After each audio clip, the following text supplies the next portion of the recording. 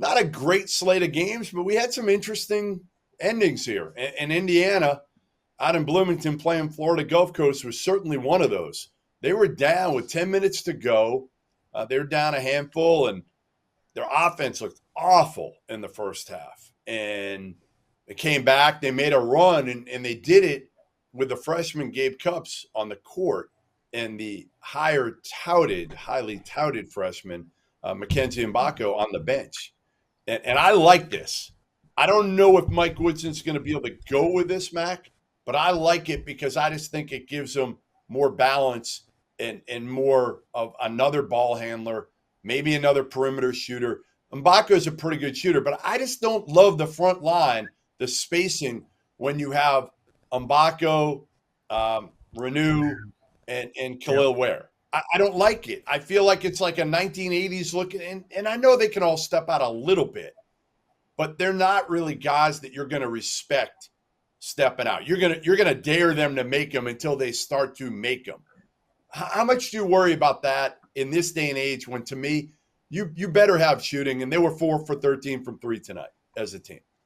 Yeah, I've got to see a few more games for me to make what I think would be an accurate assessment of the front court. I would say this. I thought Florida Gulf Coast, I thought their ball screen defense, downing or icing the ball screens on the side, really gave Indiana a tough way to go, especially for the first half.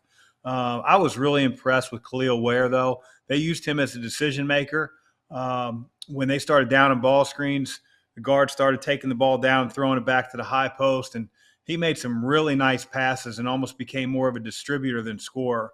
I know that on the telecast they were talking about him being a first round type of guy, and I can see that his ability to handle the ball and make decisions was impressive for a 5. You lose a guy like Trace Jackson Davis, who you're not necessarily going to be able to replace production wise, but I was really impressed by Ware, and for Indiana to be able to take that punch. And I think they went on like a 14-0 scoring run in the second half and really iced the game down the stretch. But, Cupps can be on the floor. He's a coach's son. We recruited him. He has got a high IQ. He can shoot. And it gives you a second ball handler that maybe doesn't put Xavier Johnson, feeling like he has the weight of the world and all the decisions on his back as he's playing point guard for the Hoosiers. You know what? Early on, they didn't play with any emotion, any intensity. I thought Cupps coming in gave him that defensively. He got up in dudes. Mm-hmm. And I think sometimes you need that, right, Tyler? Like the one thing you did, you always play with intensity. You played with emotion. And I think, honestly, some of your teammates benefited from that because they were kind of cool dudes, right? Some of your teammates were not the most Kyle Lawson, he was not emotional at all, was he? No, I think, a lot of my teammates, you look at Wayne Ellington, one of the smoothest, calmest people you can play with. Energy is contagious, and not a lot of people talk about the spirit of a team.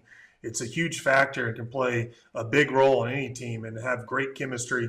But also when I look at this Florida Gulf Coast and Indiana game, if you're going to have some non-shooting lineups out there, you better out-rebound them. And I saw Florida Gulf Coast out-rebounded them. Which you've got to control the boards, especially if you're going to have an advantage size-wise like Indiana does. So you got to take care of that. But also Florida Gulf Coast shot 33%, I think, from the free throw line, which is, probably may have cost them the game. Those are super important. But in today's game, defense and, pressuring the ball and all that stuff and the downing of the ball screens and making people stay in front of you, I'm old school. I like defensive pressure. I like getting into ball handlers, making them, turn the ball over, force some turnovers. I like hard hedges. I know it's old school, but I think it can be effective at times. And not a lot of young players or college players see that type of defense a lot. And I think sometimes your best offense can be your best defense and lead to turnovers and fast break points.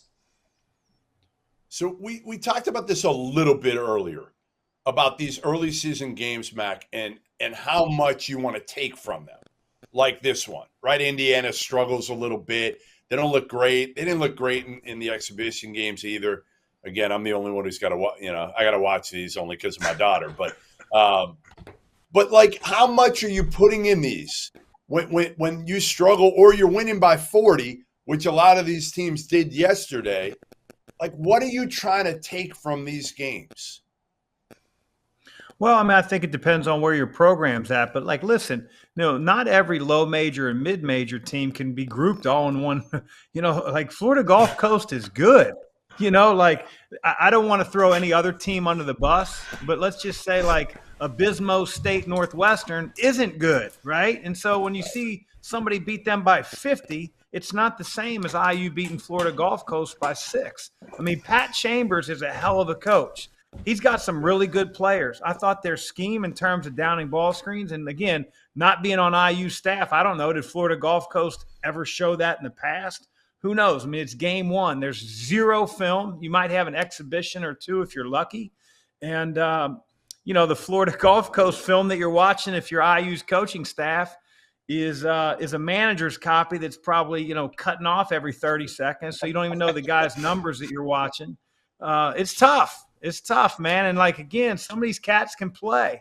You look at last year, you look at the Final Four, you got San Diego State and you have Florida Atlantic. And there's a reason that some of these teams, develop freshmen, sophomores, and juniors, and all of a sudden you become a veteran type team. I'm not really sure Florida Gulf Coast makeup, but just watching them, it sure looked like those guys didn't bat an eye when they lined up with the Hoosiers.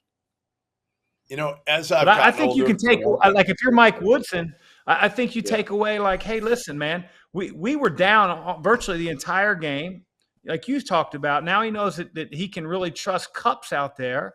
Who else can we develop? You start to tinker and you find out, like, as Tyler said, hey, man, we got our asses handed to us on the backboard. And if we're going to play, guys that aren't necessarily perimeter type players, then we've got to carve out a lot better identity inside the lane. And he'll figure it out, man. He's been around the game a long time.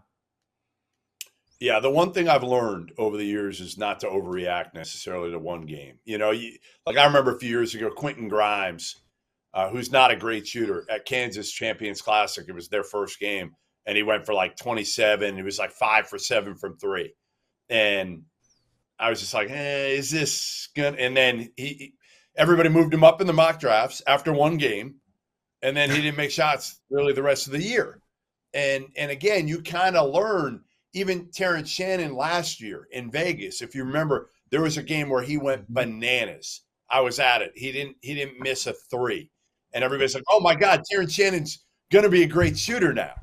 And it's like, no. Everybody, you could have those games, those outlier games. So I think one of the things that you got to be careful of, not just with players, but with teams, is not to overreact to one game right now, early in the season, because so many teams have completely revamped, personnel. Yep. Now, again, Michigan State didn't. That's the one thing that shocked me is, again, if that had happened to maybe a different team that had a completely new group, I would have been like, okay, no big deal. Give them a mulligan. Even Indiana, right? They lost 4 or 5 starters last year. They lost, Trace Jackson Davis, who was probably the second best player in the country. So you look at them and you say, all right, yes, it's so early. Mike Woodson's probably trying to figure out how to play. Again, for me, my biggest question mark isn't necessarily – it's more of the construction of the roster, if that makes sense. Yeah, Tyler. I hear you. But let me tell you something. When he goes in to watch film early in the morning or tonight, it always feels a lot better to watch that film when you're 1-0 versus 0-1. He has a much different feeling than Tom Izzo watching that film right now.